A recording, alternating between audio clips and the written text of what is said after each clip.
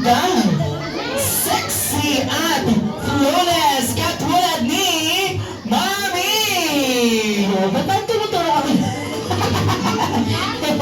Mga Jollibee, si Madison ay lumaking isang batang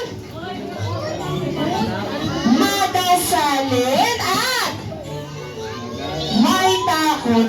Panginoon. Oh, siya. Ay, nanabahan ko naman. Yes, eto na. Pangato naman ay si Madison ay lumaking isang batang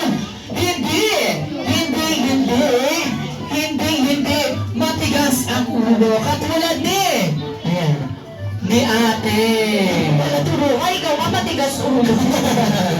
Ay, wait. Sorry. At ang mga Jollibee, si Madison ay lumaking isang batang always be happy. Katulad ng naging Jollibee.